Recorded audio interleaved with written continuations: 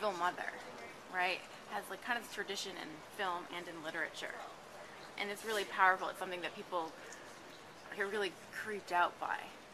Did you think about that when you were creating your character, or did you just want to focus on her specific circumstances? It's a kind of basic acting tenet that if you are playing someone who is morally reprehensible, that it's not a good thing to make a moral judgment about them when you're trying to get into their souls. You've got to empathise with a character, even Lady Macbeth, if you're going to play her truthfully. To get right inside a person and flesh them out, you've really got to try and work out what makes them tick, and that requires a certain amount of empathy. So it's important not to be too judgmental when you're creating a character. But once you've finished with it and let it go and you watch the movie, you can judge it. I think she's dreadful. I think she's a despicable. So when you were piece of work. creating Smurf, how did you find the humanity in her? You know, what made her tick? I think she was a survivor. I think she's a product of a terribly dysfunctional life. She's obviously grown up with criminals, and all her associations, her romantic and personal associations, have been with criminals. She's had all of those children to different fathers who were obviously in the underworld, and she's just a survivor. She lives and breathes constant danger, and I think it's like fresh. It's like breathing. She feeds off of it. It's doesn't like she? breathing to her, yeah. And I think her sociopathic nature is evident in the fact that she is coldly pragmatic about what she must do, no matter who it involves, and she's callous and has no conscience, and yet she has a certain charm, because that's how sociopaths operate. They get Well, she people, believes she's right, doesn't she? Well, she doesn't think she's doing anything wrong. She's totally self-centered and no conscience. She seems to have her favorites in terms of her children.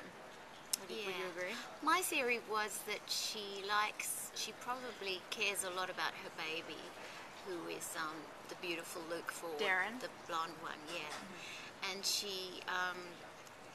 she's probably a little wary of the older one, Ben Mendelsohn, because he probably came from a very violent relationship, I think, and it's been passed on to the son. Okay. I think probably, this is my own fantasy, I think her favourite boy is Sullivan Stapleton's character, who is the one with the tattoos. Craig? Yeah, Okay. Craig. I think, I imagine that he's come from one of her most passionate physical relationships. It's very intense.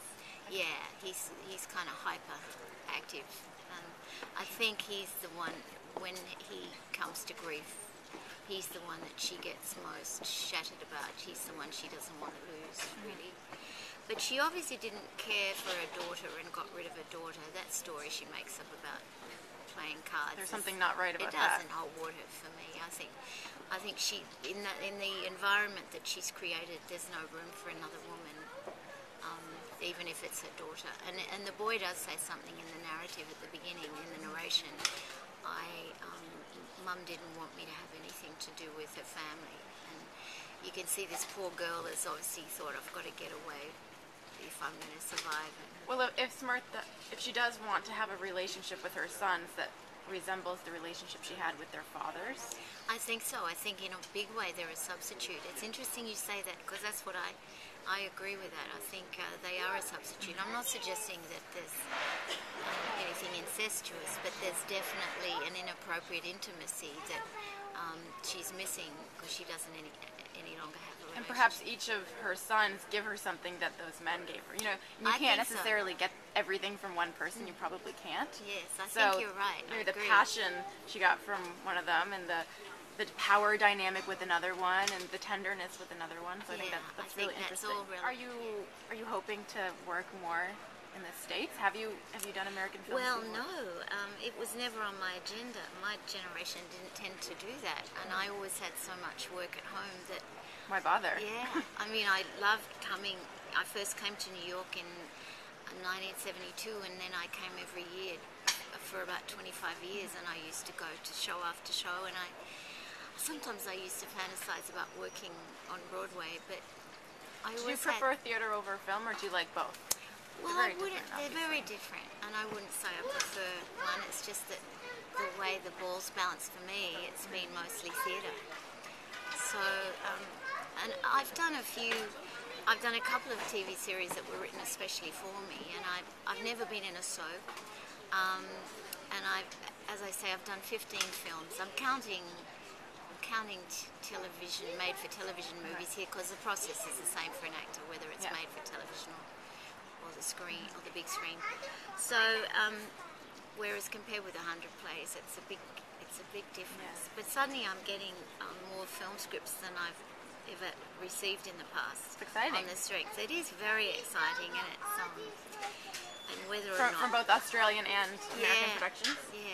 So, and next week in LA, I'm meeting with some casting agents and also people who've made approaches about representing me. So that's wonderful. Who'd have thought it at this stage of my life? I just well, you're starting your new career, your new American film career. It's amazing. I mean, perhaps nothing will come of it, but it's such an adventure. And congratulations on your nominations. Thank you. Good luck this weekend. Thank you very Oscar much. nominations are due today.